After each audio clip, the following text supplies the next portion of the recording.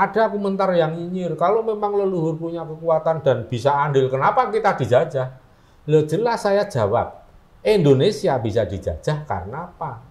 Para generasi penerusnya itu menjadi generasi pengkhianat terhadap leluhurnya. Gimana leluhur mau cawe-cawe?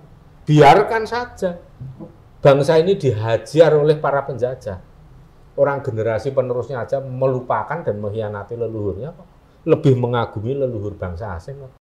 Kapan kita mulai dijajah ya? Ya sejak ada pengkhianatan terhadap para leluhur besar bangsa ini. Tapi kalau untuk Wahyu ke Prabon itu kan khusus untuk kepemimpinan, untuk presiden. Nah, jangan dicampur aduk. Sifatnya Nusantara ya? Nusantara. Dan ini sifatnya apa? Untuk calon pemimpin yang akan mengemban Nusantara, yang akan ngomongi, menaungi Nusantara. Bukan masing-masing untuk pribadi. Itu Wahyu Makutharomo ke pribadi. Ki Jurumertani waktu itu sudah ngendika, iki sok sing bakal menang sing justru kuwi ngger wis bener kondomu. Soal sebenarnya dalam hati ini kok mengerikan sekali ini ya keadaan Indonesia ini. Sudah diambang kehancuran kalau seperti ini, Mas. Bisa chaos itu. Ki Jurumertani kemudian memberikan perintah ritual longger nyuwuno kamu ngemis ke para leluhur besar. Kalau Anda siapapun itu membenci kearifan lokal, itu berarti Anda membenci jati diri Nusantara. Berarti Anda musuh Nusantara. Siapa yang akan tergilas? Jati diri Nusantara atau Anda yang benci? Cuma ada satu peristiwa atau kejadian yang boleh ini mau saya ceritakan. Kira-kira 3 minggu yang lalu. Di tahun 2024 yang bakal makin berat ini nanti. Dan akan terjadi zaman baru. Dan banyak sekali sumber daya alam yang selama ini memang masih ditutup, dijaga oleh kekuatan gaib, oleh para leluhur. Supaya Pak, tidak habis diacak-acak. Karena ini nanti untuk jatahnya generasi berikutnya.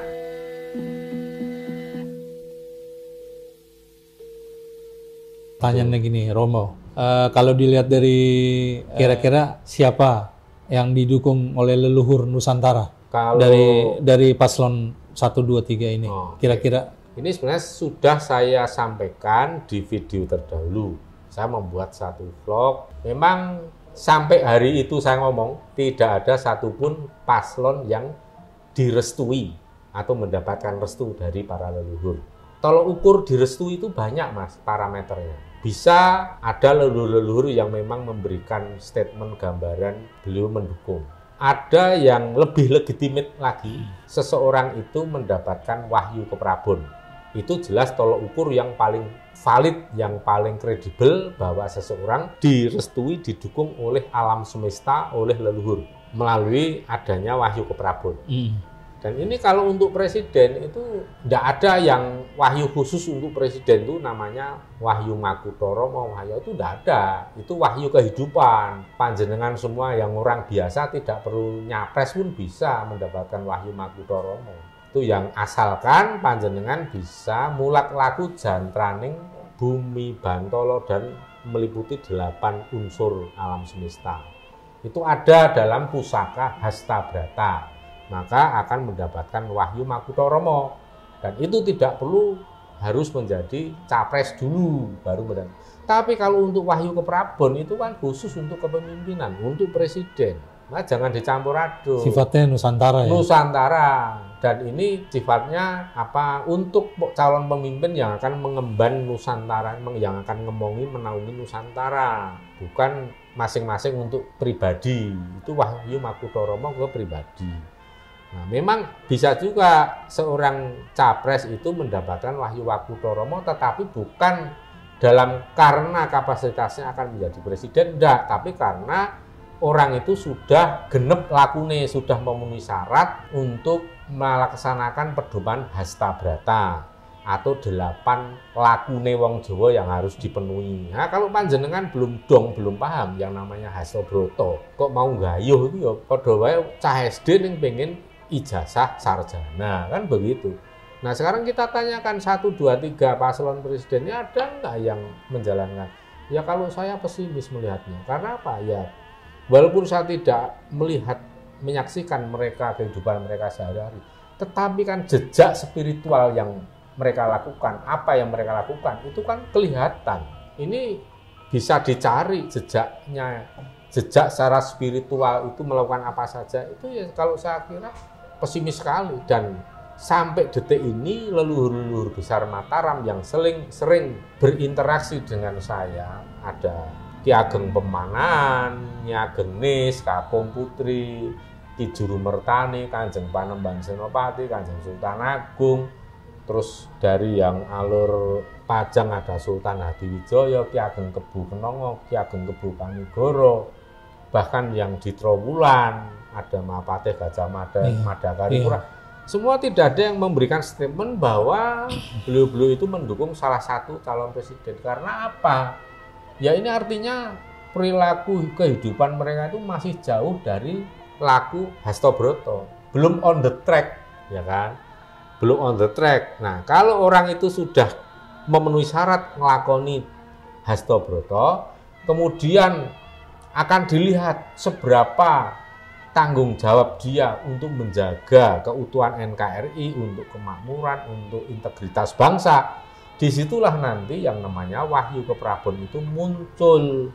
Karena Wahyu Keprabon juga itu merupakan satu bentuk komitmen terhadap bangsa ini yang mendapatkan kekuatan juga dari Pangeran Sambernyowo yang dulu pernah berjuang menyatukan bumi Mataram, maka beliau dijuluki juga Banteng Mataram. Nah, sekarang pemimpin kayak apa yang mampu untuk menjadi benteng atau bantengnya Nusantara? Kalau yang ada ternyata diam-diam didukung oleh CIA, ternyata didukung oleh para miliarder luar negeri, para kapitalis luar negeri. Tujuannya hanya untuk kalau mendukung orang ini nanti akan mudah tunduk dan mengikuti kepentingan internasional.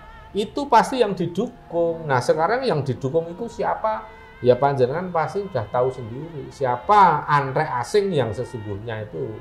Ya, orang bisa saja orang berbaju dengan agama, berbaju budaya, berbaju apalah namanya bisa saja untuk menjadi kedok, untuk menutupi semua itu. Tetapi sekarang kan mudah sekali, jejak digital, informasi di internet aja untuk di browsing aja mudah, gimana mau sembunyi. Maka kalau panjenengan mau keluar dari tempurung, ya pasti akan terbuka kesadaran yang lebih luas, kesadaran politik yang lebih luas.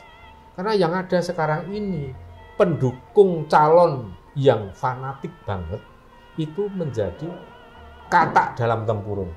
Hanya semua yang baik yang dibaca, sesuatu yang jelek tapi dibaik-baikkan itu dibaca. Bahkan black campaign yang menggembirakan itu yang disukai, yang di-share kemana-mana, yang diedarkan kemana-mana. Tetapi sangat tidak mau melihat fakta ketika calon yang didukung itu melakukan banyak penyimpangan dan kesalahan. Akhirnya jadilah para pendukung yang mirip katak dalam tempurung. Akhirnya ya seperti itu, benar-benar fanatik buta, dan bangsa Indonesia itu tidak bisa dipertahankan oleh generasi yang fanatik. Karena kita punya dasar yang kuat, Bhinneka Tunggal Ika, yang menghargai dan yang mengakui keberagaman sebagai bentuk anugerah Tuhan yang tidak boleh kita tolak, yang tidak boleh kita enyahkan, kita ingkari. Karena itulah yang mempererat bangsa Indonesia kita. Kekuatan kita itulah justru itu ya. Perbedaan itulah, ya kan? Semua keindahan itu karena adanya keberagaman dan perbedaan. Semua yang monoton menghasilkan apa? Kebosanan, menghasilkan kejenuhan. Fungsi mekanik itu juga karena ada masing-masing part atau onderdil yang mempunyai tugas dan fungsi berbeda-beda. Bentuknya yang berbeda-beda. Ketika mereka disatukan dalam suatu tujuan yang sama, maka jadilah mekanik itu bisa menggerakkan mobil, pesawat, perahu, kapal, dan sebagainya. Itulah yang namanya perbedaan. Nikmat apalagi yang engkau dustakan. Sekarang justru yang diarahkan, yang disetting oleh mainstream kekuatan dunia, kekuatan asing itu adalah memecah belah bangsa dengan menghembuskan hawa aura yang penuh dengan fanatisme. Dan kebencian nih. Dan kebencian itu pasti akan tumbuh jika sudah berhasil ditanamkan yang namanya anti toleran. Anti toleran itu akan tumbuh subur ketika sudah diinjek dengan virus fanatik itu. Maka saya himbau untuk para generasi bangsa, jangan sampai mudah terprovokasi, jangan mudah terhasut, jangan mengutamakan angkara murka, nyahkan jauh-jauh sikap yang namanya fanatisme. Jadi kita bersikap menghadapi politik ini, kita sikapi dengan cara yang santai saja, yang rileks, dengan senyum, dengan happy, maka nalar dan akal sehat akan jalan terus. Santai aja ya, kayak setiap 5 tahun sekali kita orang ini sampai setiap 5 tahun sekali kok. Tapi kita jangan salah pilih juga ya. Jangan tegang. Nah, dari situlah kita membuat diri kita itu menjadi tidak mudah salah pilih, Mas. Benar. Karena sikap kita itu selalu kalem, tenang, tidak kagetan, tidak gumunan. Apa-apa kaget, apa-apa gumun ya gampang terhasut. Sampai-sampai ada calon yang ini merupakan kepanjangan tangan kepentingan nasional, kepentingan internasional, kekuatan asing yang mau ngacak-acak Indonesia, yang mau menjajah Indonesia, nggak sadar itu karena apa? Kebodohan. Kalau bangsa ini mau bangkit dan berjaya, ya kalau warga masyarakat sudah meninggalkan kebodohan, meninggalkan jahiliyah itu tadi. Maka jangan biasakan hidup ini berdasarkan keyakinan. Apa-apa diyakini, benar salah diyakini, ya bubar. Kita kan diberi akal, ini untuk mikir, akal sehat kita untuk mencerna. Supaya apa? Kita menjadi pribadi yang bijaksana. Tidak salah langkah, tidak salah pilih, itu kan harus bijaksana. Harus cermat, melihat keadaan, kemudian pas dan tepat untuk menentukan langkah. Itu yang namanya bijaksana. Nah, itu kalau kembali ke pertanyaan tadi, yuk. Nggak ada leluhur sampai hari ini yang merestui, belum ada, Mas. Cuma ada satu peristiwa atau kejadian yang boleh ini mau saya ceritakan. Kira-kira 3 minggu yang lalu, akhir Desember 2023. Kan saya mengupload beberapa video itu ya, termasuk yang video pendek, yang ada wayang Betari Durga itu. Kemungkinan yang terjadi itu, paslon 2 dan 3 saling gebuk, saling menghancurkan. Dan yang akan hidup paslon 1. Yang akan jadi presiden, paslon yang sesungguhnya secara faktual dan realitas justru yang paling sedikit mendapatkan dukungan secara matematis, secara hitungan di atas kertas. Karena itu tadi, paslon 2 dan 3 energi dan waktunya dihabiskan untuk gebuk-gebukan, duitnya dihabiskan untuk saling pukul, akhirnya dormok kabeh, ya terkapar semua. Ya. Dan ini kan bahaya banget. Ki Jurumertani waktu itu sudah ngendika, iki sok sing bakal menang sing justru kuwi ngger wis bener kondomu. Soal sebenarnya dalam hati ini kok mengerikan sekali ini ya keadaan Indonesia ini. Sudah diambang kehancuran kalau seperti ini, Mas. Bisa chaos itu. Bisa chaos dan kepentingan asing pasti akan dibuka lebar-lebar ke Indonesia. Mungkin Rohingya juga akan dipersilahkan tinggal di Indonesia. Padahal tahu sendiri kan, Rohingya kan sudah diberi tempat pengungsian di Bangladesh sana, itu sudah ditempatkan di pulau namanya ini Pulau Bhasan Char di Bangladesh. Itu pemerintah Bangladesh itu sudah menghabiskan 5,1 triliun untuk membangun sebuah kota yang baru untuk menempatkan para Rohingya ini. Tetapi setelah ditempatkan di sana banyak yang kabur. Sekarang Indonesia mau di sini Aceh juga ada masalah juga kalau iya kan pada penolakan warga Aceh, saya mendukung, saya memang seperti itu. Apalagi kita tidak menandatangani meratifikasi perjanjian pengungsian UNHCR ya. Kita nggak punya tanggung jawab, kita nggak punya urusan tanggung jawab secara hukum, nggak punya. Karena Indonesia tidak meratifikasi adanya UNHCR, jadi tidak menampung suaka politik pun tidak ada dasar hukumnya. Nah, orang-orang seperti Rohingya kalau masuk ke wilayah Indonesia itu mereka nggak ada perlindungan hukum, satu pasal pun nggak ada. Jadi kalau terjadi kekerasan sampai kemudian maaf ya sampai ada korban jiwa, ya nggak ada efek hukum sama sekali. Masih mending binatang yang tinggal di Indonesia. Coba aja menyiksa binatang sampai mati, tayangkan di internet, kena nanti diciduk polisi, kena pasal itu. Kecuali kalau memang mau dimanfaatkan baik-baik, mau dimakan, itu lain cerita. Nah itu loh yang terjadi seperti itu. Nanti udah kebayang seperti apa Indonesia ini akan jadi, wah gila-gilaan ini bisa. Maka saya katakan ini bisa terjadi balkanisasi di Nusantara ini. Nah sekarang proses balkanisasi di Timur Tengah kayak apa? Dan itu bisa menjadi bibit perang dunia ketiga juga itu kan. Iya. Ini kan nggak main-main yang seperti ini. Maka Ki Jurumertani kemudian memberikan perintah ritual longger nyuwuno kamu ngemis ke para leluhur besar. Tujuannya apa? Untuk menjaga keutuhan NKRI, bukan untuk mendukung atau merestui salah satu enggak.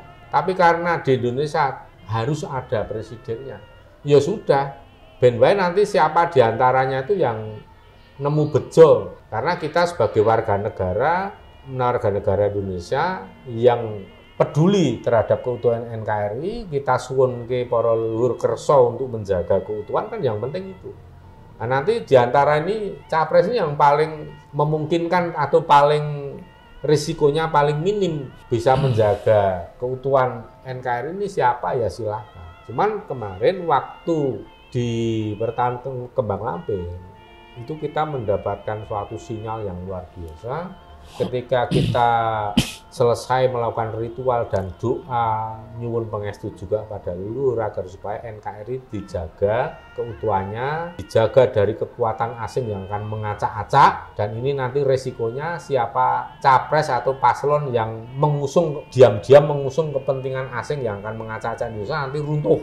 Walaupun tidak semua yang runtuh itu selalu demikian, enggak. Bukan berarti setiap yang gagal nyapres itu mengusung kepentingan, enggak. Tetapi kan ada satu itu, salah satunya ada yang mengusung. Nah, itu nanti juga resikonya yang tadinya mau menang karena rival-rival yang lain sudah hancur-hancuran, kelahi sendiri, itu nggak jadi. Karena apa? Ya tetap aja para leluhur peduli untuk menjaga keutuhan NKRI, tidak memandang siapa yang mau jadi. Terserah nanti tanggung jawab selanjutnya dikembalikan ke siapa nanti yang jadi presiden.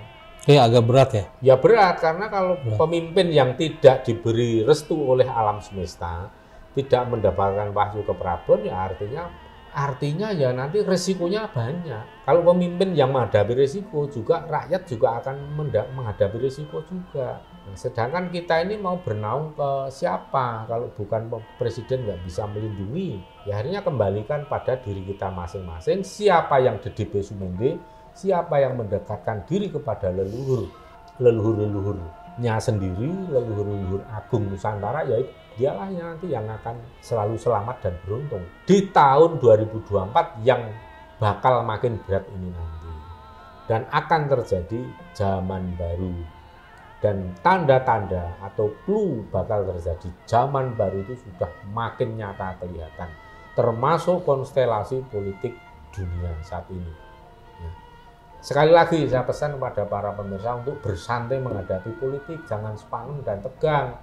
Apalagi nanti makin dekat ke pemilu, itu perubahan peta politik itu hitungannya bukan hari lagi, Mas. Detik ya. Detik, menit bisa. Nah sekarang Anda emosi mendukung ini, emosi dengan tiba-tiba berubah.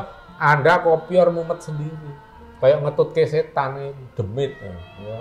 Makanya jangan sampai emosi, santai saja, kembali ke aktivitas panjenengan masing-masing, tanggung jawab mencari nafkah, mencari uang, laksanakan dengan baik. Sing ngurusi politik ya ben ngurusi politik, sing ngurusi pangan, golek pangan buat keluarga ya tetap fokus, nggak usah ikut-ikutan ngelek-elek lian, nggak usah emosional, nggak usah ikut terprovokasi, termakan hasutan, nanti malah keluarga Anda jadi korban, kan gitu loh.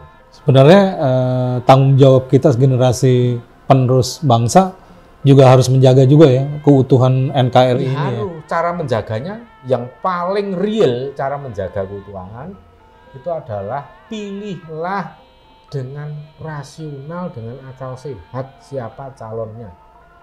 Jangan pakai emosi. Karena kalau pakai emosi, ya wes ketut-ketutan dengan orang yang ngomong tiji tibeh. Nah, saya ngomong tiji tibeh itu kan keluar dari statement itu persaingan paslon 2 dan 3. Artinya Misalnya paslon 3 nggak akan ikhlas kalau paslon 2 menang. Sebaliknya juga yang paslon 1 juga gimana? Ya kalau paslon 1 kan nunggu aja kedua gajah ini tarung. Kalau mati semua nomor 1 tinggal berenggang. Ini kan mengerikan. Nomor 1 menang tapi bukan muncul dari dukungan mayoritas rakyat. Itu kan mengerikan. Orang-orang yang fanatik saja yang mendukung kan mau jadi apa NKRI. Nah, itu ya, maka kalau pesan saya santai saja dan gunakan rasio. Kalau memang nanti misalnya ini khusus saran saya untuk pendukung nomor 2 dan nomor 3. Kalau memang putaran pertama nomor 2 kalah, ya sudah dukunglah orang yang lebih bisa menjaga integritas nasional. Istilahnya dirangkul ya. Ya menjaga. Keutuhan NKRI. Ya, kalau saya katakan ya orang Indonesia yang asli Indonesia itu masih berlimpah. Kita nggak usah pusing-pusing. Kalau pasangan nomor 3 yang putaran 1 kalah, ya sudahlah legowo milih siapa yang lebih nasionalis, siapa yang ya istilahnya wong dhewe lah gitu. Itu aja wong dhewe ini dalam arti ya wong Indonesia tenan ngono lho. Wong Indonesia asli. Yang cinta NKRI. Yang cinta NKRI. Kalau Indonesia asli tapi memusuhi NKRI, ya ojo-ojo dipilih. KTP ini NKRI tapi selalu ngelek-elek dan berusaha untuk menghancurkan kearifan lokal, ya nggak usah dipilih. Kalau saya kepentingannya itu saja. Jaga keutuhan NKRI dan biarkanlah yang namanya kearifan lokal itu bebas bertumbuh berkembang. Karena itulah jati diri bangsa kita. Kalau Anda siapapun itu membenci kearifan lokal, itu berarti Anda membenci jati diri Nusantara. Berarti Anda musuh Nusantara. Siapa yang akan tergilas? Jati diri Nusantara apa Anda yang benci terhadap jati diri Nusantara? Anda jangan pernah mimpi, bagi yang membenci jati diri Nusantara, jangan pernah mimpi akan menjadi pemenang. Karena ada kekuatan besar dari para leluhur dan dari para entitas gaib yang luhur masih mau peduli menjaga Nusantara. Jadi tidak akan pernah membiarkan orang-orang yang menghancurkan NKRI ini akan memenangkan nafsu angkara murkanya itu. Kayak gitu. Saya masih percaya, Mas, kekuatan leluhur memang nyata dan ada. Ada komentar yang nyinyir, kalau memang leluhur punya kekuatan dan bisa andil, kenapa kita dijajah? Loh, jelas saya jawab, Indonesia bisa dijajah karena apa? Para generasi penerusnya itu menjadi generasi pengkhianat terhadap leluhurnya. Gimana leluhur mau cawe-cawe? Biarkan saja. Bangsa ini dihajar oleh para penjajah. Orang generasi penerusnya aja melupakan dan mengkhianati leluhurnya, lebih mengagumi leluhur bangsa asing. Enak aja. Coba kalau kita itu tetap seperti waktu zaman Majapahit. Sebelum sirna ilang kertane bumi, sebelum Majapahit runtuh, sebelum Brawijaya V. Terkenalnya kan Brawijaya V yang terakhir kejayaan Majapahit. Itu kan tidak pernah dijajah. Siapa yang menjajah?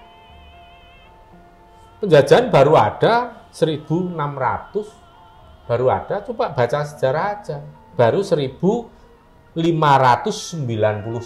itu penjajah pertama kali baru datang. Itu pun bukan menjajah. Alasannya dagang rempah, menguasai jalur perdagangan, bisnis, itu aja. Ya. Walaupun di Banten mendapatkan perlawanan dari warga Banten, mundur, akhirnya apa?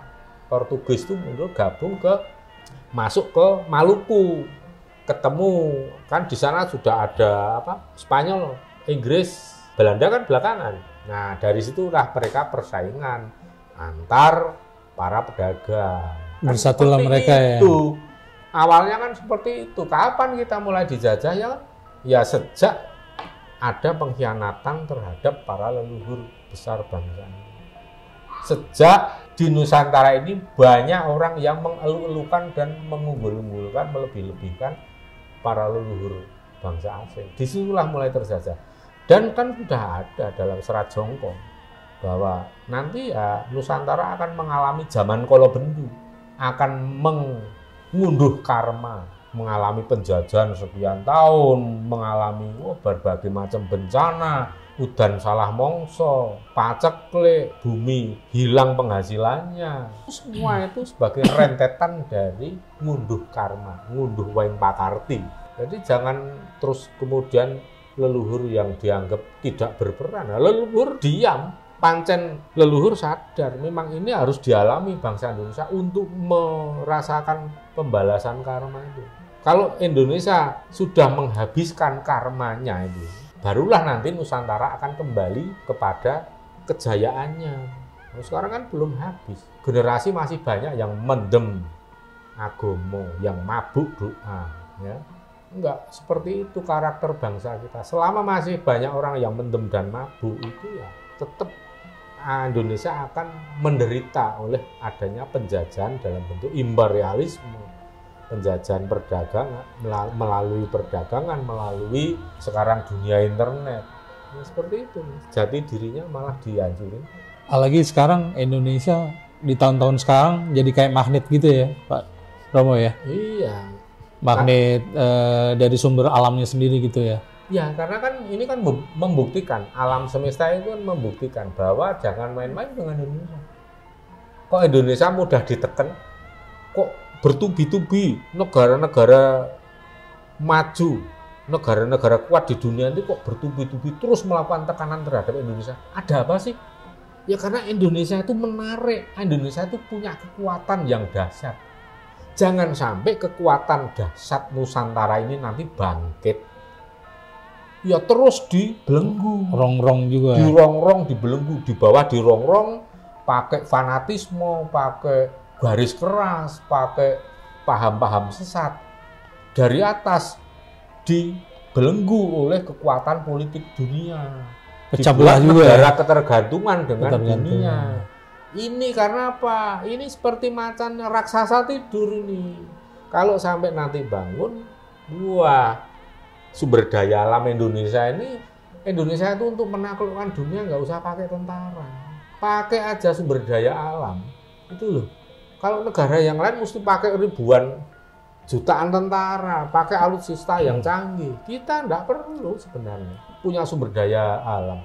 Sumber daya alam yang luar biasa ini akan menjadi kekuatan yang hebat sekali kalau didukung oleh sumber daya manusia yang hebat. Makanya adanya penjajahan pola pikir ini yang luar biasa ini karena untuk mengerdilkan mindset bangsa. Ya. Mindsetnya dibikin sebuah bangsa yang kerdil yang selalu mengabdi menyembah bangsa lain. Ini memang sengaja diciptakan supaya tidak ada kesadaran jati diri bangsa ini bahwa kita ini punya sumber daya alam yang hebat, punya sumber daya manusia yang sangat bisa diandalkan. Kalau dunia udah jelas kan sekarang. Apa kurang jelas saya sampaikan ke pemirsa seperti ini? Kira-kira bisa dipahami enggak? Kenapa dunia begitu getolnya untuk membelenggu dari atas, merongrong dari bawah? Karena ini raksasa yang sedang tidur. Harus dilumpuhkan itu kan. Indonesia harus dilumpuhkan pikirannya, harus dibelenggu kekuatan ekonomi dan politiknya. Bahaya sekali. Nah sekarang era Jokowi kemarin mengadakan manuver politik, stop pengiriman ekspor kelapa sawit, minyak kelapa. Yang terjadi apa? Itu sudah bikin geger Eropa kok. Baru minyak kelapa, belum sumber daya alam yang lain. Coba stop baru batu bara.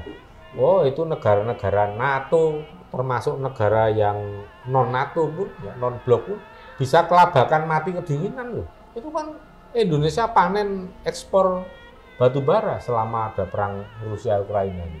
Itu Indonesia diuntungkan. Coba itu kalau di stop jadi apa? Belum sumber daya yang lain dan banyak sekali sumber daya alam yang selama ini memang masih ditutup, dijaga oleh kekuatan gaib, oleh para leluhur supaya apa? Tidak habis diacak-acak. Karena ini nanti untuk jatahnya generasi berikutnya yang mampu membawa Nusantara mencapai kejayaannya. Ini ada hadiah yang sangat besar. Sumber daya alam selama ini yang sudah menghebohkan dunia, belum ada apa-apanya. Saya tahu, ada tambang emas yang luar biasa lebih besar dari Freeport. Saya nggak perlu omong di sini. Tapi saya sudah ditunjukkan oleh Yang Mulia Sultan Haji Sulaiman. Ini nanti untuk generasi berikutnya nanti. Kalau sudah bisa dipercaya, leluhur akan memberikan semuanya. Itu sekarang ditutup. Wis ngono wae, wis percaya monggo, ora ya monggo. Saya ngomong apane. Dan walaupun saya ngomong ada yang gaib, ada yang enggak. Yang gaib bisa dibuktikan. Kalau Anda sudah lama mengikuti YouTube saya, pasti akan sering membuktikan apa yang saya sampaikan, walaupun ranah metafisik atau gaib terbukti. Hanya kadang menunggu waktu, ada jeda. Karena ini sifatnya gaib. Kalau konkret ya udah, saat ini omong langsung nih. Nah, kalau sekarang saya tunjukkan ini leluhur-leluhur, Anda juga nggak bisa melihat. Tapi kan saya bisa menyampaikan, oh leluhur menyampaikan perintah ini supaya nanti begini, kan terbukti. Saat pandemi COVID, leluhur memberikan resep jamu ini. Semua orang yang mempraktekkan seperti sulapan, sembuh langsung, bisa mencium aroma, bisa merasakan lidahnya. Itu kan bukti. Ya saya tahu karena diberitahu oleh leluhur tentang resep-resep yang sederhana itu. Kurang bukti apa lagi? Kalau panjenengan memang orang yang baru menonton di YouTube saya, kemudian egoisme Anda, rasa fanatisme Anda merasa tersinggung, ya kemudian pasti menulis komentar yang sangat negatif, yang menganggap saya ngomong kosong, leluhur nggak ada buktinya, leluhur nggak ada kekuatannya. Lah itu sama saja Anda menelanjangi diri Anda sendiri, mempermalukan diri Anda sendiri di depan publik, di depan para pemirsa yang sudah lama di sini. Anda menjadi bahan ketawaan. Tapi karena pemirsa saya itu sudah bijaksana kebanyakan, tidak mau mentertawakan Anda di depan publik. Tapi semua membaca, pasti oh ini orang tolol, ini orang rada sakit jiwa, pasti gitu. Oke, Pak De. Nah, kira-kira Oke, Romo. Jadi sekali lagi ya, soal wahyu, di antara ketiga paslon sampai detik ini tidak ada yang mendapatkan wahyu. Saya tegaskan apa adanya, saya tidak mengada-ada. Ya. Kalau ada orang yang mengatakan, oh ini mendapatkan restu dari Kanjeng Ratu Kidul, ini mendapatkan wahyu ke Prabon, ini tidak ada. Jadi artinya pemimpin nanti yang akan ada di Indonesia berikutnya ini, pemimpin yang masih belum selaras dengan alam semesta, masih belum mendapatkan restu dari alam semesta, maka keadaannya ya masih berat. Bisa nggak dari proses itu dia misalnya jadi presiden nantinya direstuin sama leluhur dengan ya, proses? Bisa, tetapi apakah mampu? Ya, gitu kan. Apakah peduli dan mampu? Apakah percaya? Kan begitu. Bisa saja nanti begitu jadi presiden, mindsetnya berubah, terjadi revolusi mindset. Oh, aku harus begini ya, begini ya, begini. Semua yang mengarah pada keselarasan terhadap alam semesta, kepada laku Hastobroto, kepada laku atau jalan spiritual untuk meraih wahyu keprabon. Bisa saja, tetapi ini ya hari gini, misalnya orang-orang yang ibaratnya gini loh Mas, ini orang-orang yang sudah tua masa masih disuruh belajar engklek, main karet ya toh. Jadi kayak gitu, angel.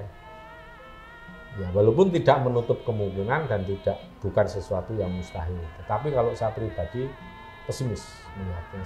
Karena apa? Orang yang sudah jadi presiden ya wes sibuk, kepentingannya untuk negara, untuk internasional, untuk semua kan padat banget. Sebelum jadi presiden aja nggak sempat, apalagi sudah jadi presiden. Itu aja logikanya. Oke, terima kasih ya, Romo. Ya, gitu aja. Atas berbincang-bincang sore ini. Mudah-mudahan ini juga bermanfaat ya, sebagai pembekalan untuk para pemirsa nanti bagaimana harus bersikap. Itu aja. Tapi yang jelas, dari ritual saya terakhir kemarin di Pertapaan Kembang Lampir, muncul Wahyu Makutha Mataram, namanya tajuk Makutha Mataram, yang itu artinya apa yang saya khawatirkan, 2 gajah bertarung mati semua, bonyok semua, terus yang menang malah si kancil. Itu tidak akan terjadi. Mudah-mudahan juga seperti itu harapannya, tetapi itu alam semesta sudah memberikan sinyal atau clue. Jadi bukan leluhur merestui siapa, enggak. Tetapi ritual dan doa upacara kemarin yang didukung oleh teman-teman dari Jakarta, itu tujuannya agar supaya tidak terjadi kemungkinan paling buruk yang sudah muncul pertandanya bahwa itu yang akan terjadi. Oh. Jadi bisa dianulir kemungkinan terburuk itu.